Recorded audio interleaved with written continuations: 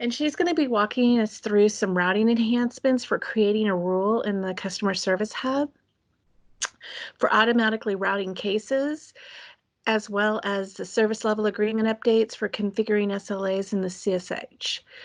She will also be touching on some updates to the admin settings in the customer service schedule for setting hours. Depa, welcome. Hey, hi Leslie. Thanks for introduction. I am Deepa Patel, product manager in customer service team, mainly working to build routing rule and service level agreement experiences on unified interface. Um, let's go through case routing first. We all know, case routing helps trigger automatic or manual routing of cases to the right support resources like users, teams, or queues. In this release, we provide all these experiences on the unified interface. This enables easy configuration of routing rules and brings feature parity with legacy web client. Uh, and uh, f- of- and on the service level agreements are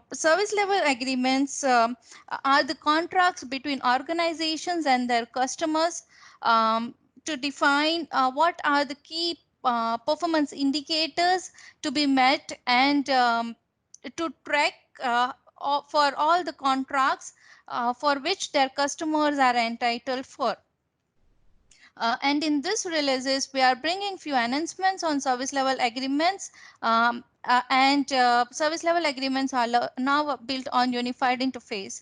There are two major announcements on SLAs. First is it is all the actions for warning, failure, and success can be configured on Power Automate. Having said this, one can go and configure any actions which is available out of Power Automate. And second is, now SLA supports parallel or multiple SLA KPIs. This means today with the existing legacy SLAs, whenever on a case, SLA KPI can be defined only on one trigger point, that is on creation of a case or modification or any date time field.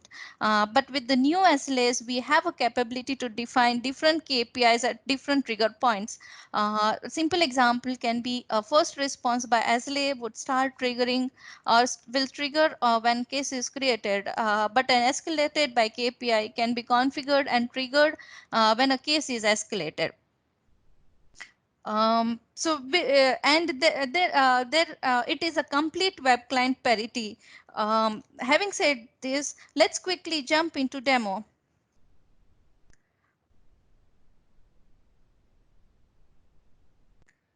So to configure routing rules or service level agreements, one has to navigate to service management.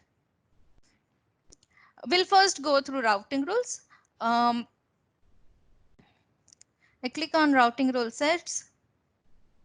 I'll open up an existing routing rule and deactivate it.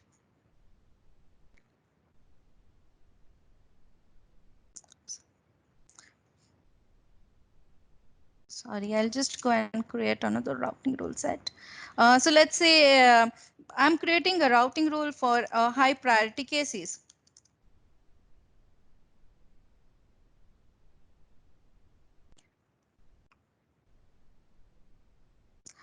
We can go ahead and create a new rule item. High priority cases with subject information. So I can define accordingly the criteria for routing rule. We'll have it on subject.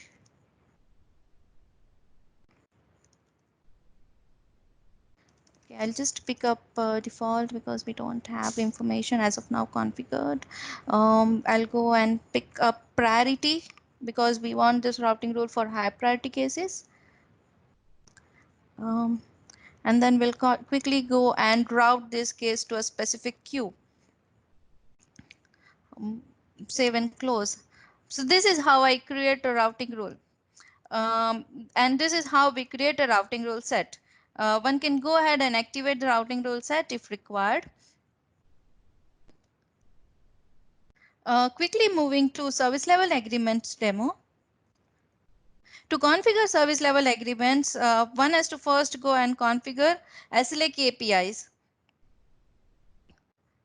So we have few SLA KPIs configured here. So I'll quickly walk you through what does it mean when we say SLA KPIs or multiple SLA KPIs being supported. If you see here, like first response by and resolved by KPIs applicable from is created on. However, for escalated by, it is escalated on, and approved by is approved approval request on. What does this mean is when a case is created, ideally first response by and resolved by KPIs would be triggered. On case escalation by KPI would be triggered, and on case approval, if let's say a case has to go through approval cycle because of some business requirements, approval KPI would be triggered. Having said this, first response by and resolved by are the default KPIs which would be available with solution. Escalated by and approved by are something which I configured for this demo purpose. Now let's quickly go and see how we can go ahead and configure an KPI. So I'll go and add SLA KPI escalated by. I can go and select this is on which entity, case entity. KPI fields are the field, this is the field by which this KPI would be shown up on case. If this field is not picked up, that means this KPI cannot be triggered on case.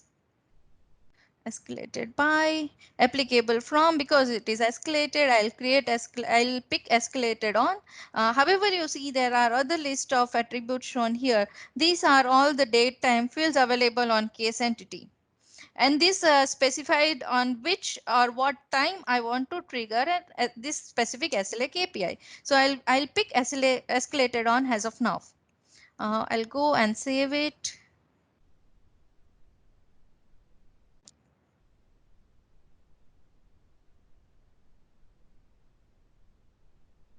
Okay, now SLA KPI is created. I have to go ahead and activate it. For this demo purpose, I'm not activating it because we already have one escalated by SLA KPI configured. Now moving on to SLA, how can I configure SLAs? To configure SLAs, I'll just open up one of the existing SLA. So you see, I have created, so ideally when I have to create a new SLA, I can give a name of an SLA. Maybe I'm just picking up a random name, Contoso cases SLA. I can be on which entity we want this SLA, let's say case. And when I click on save, this allows me to add multiple SLA items. I can go ahead and click on new.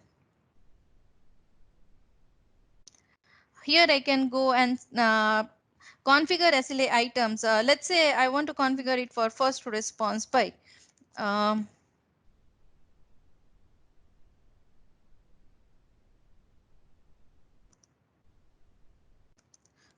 priority cases.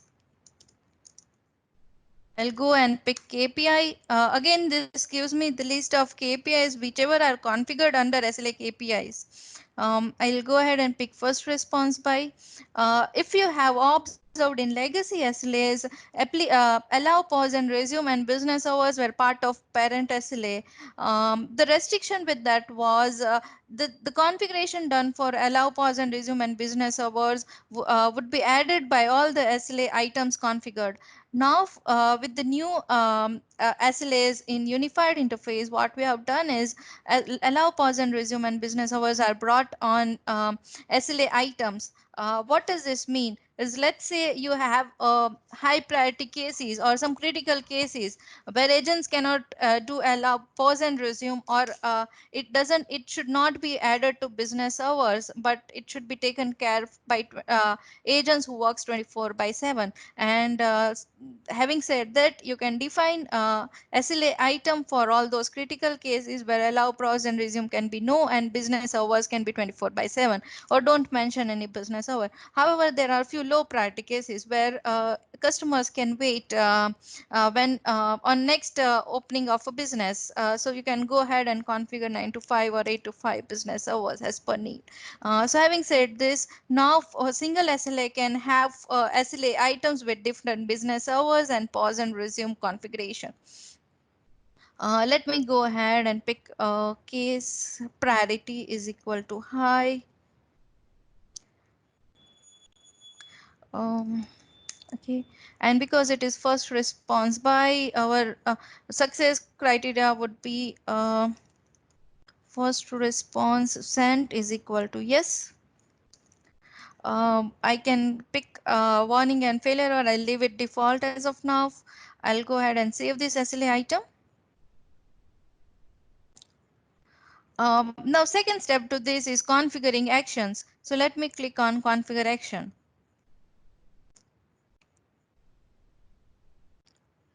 Click on configure action navigates one to Power Automate canvas.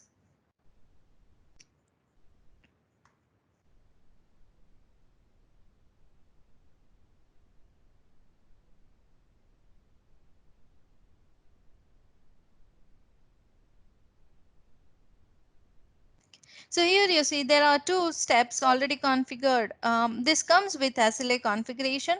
To configure warning, failure and success actions, go and expand switch case. Here you'll see three branches. First branch is nearing non-compliance. This is for warning action. That is succeed, and last one is non-compliant. So this is very specifically for failure, and this branch is for success.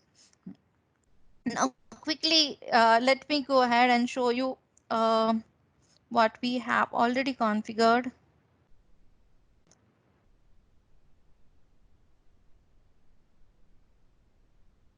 So I'm just opening up the existing SLA.